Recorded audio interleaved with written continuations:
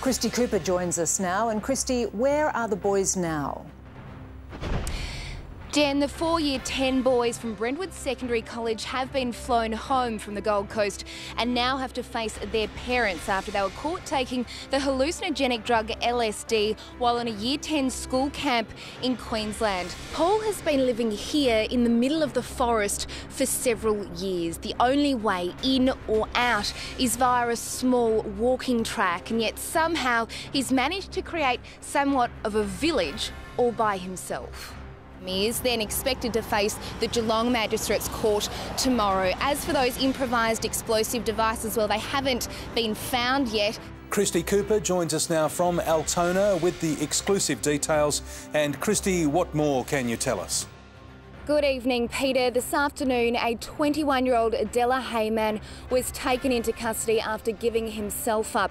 Christie Cooper has this exclusive report. Late last night, security cameras captured a stumbling man pushing a pram with a 9-month-old baby boy inside.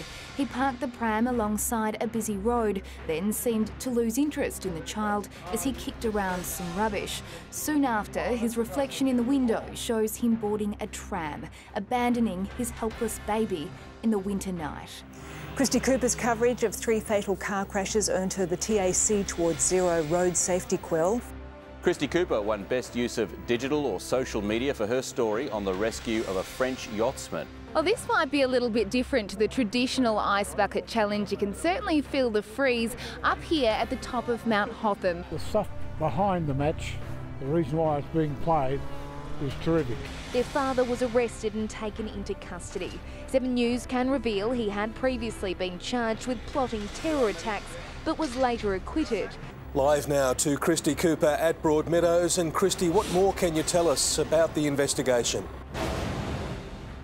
Peter, the man in question remains in custody. He is currently being grilled by homicide detectives, but charges are expected to be a long way off yet. A picture which speaks 1,000 words. Zainab Taleb, even in photos, being dominated by a controlling husband. It's now been 36 hours since the arrest and police have just arrived back on scene. Homicide detectives and forensic investigators are scouring the house for a second time. Christie, is Bassam Raad likely to face charges tonight?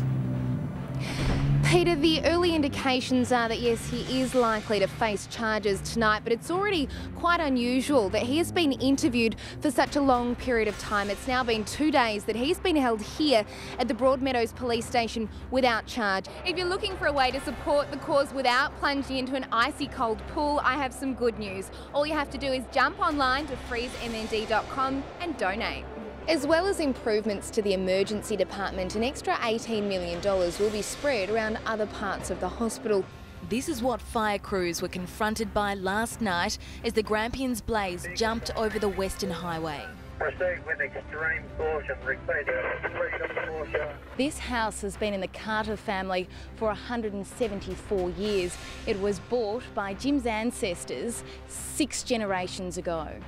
This training centre in Craigieburn has been home to the new recruits for the last 18 weeks. They're now ready to put their skills into practice in the real world. The Asia Pacific Journalism Centre took a group of reporters, including myself, to Cambodia to learn about development and some of World Vision's programs. Cambodia's economy is growing at an extremely fast rate, with tourism a major contributor. There used to be a focus on individual children, but it's now become clear that it's much more effective to help entire communities break the poverty cycle. Confident they're well set up for the future, World Vision is phasing out its work in this particular village near Battambang to focus on new areas in need. Christie Cooper, 7 News. And Christie actually filmed that story herself during a recent trip. It's a cause that is very close to her heart. Young Jake decided he needed a flying man to catch the soccer ball when it went on the roof at school. Sure enough, that's what he got. Several customers watched the hold-up. They did, Mitch. Police say this armed robbery is quite unusual because the offender was so calmed and seemed completely unfazed by about 7 or 8 customers watching. A local vet had to put him down. Good evening, Jen. Well, I can bring you some good news tonight. 3 horse trainers who heard the story have volunteered their services. Police have left nothing to chance, surrounding the protest from every angle as chants echo through the streets of Melbourne.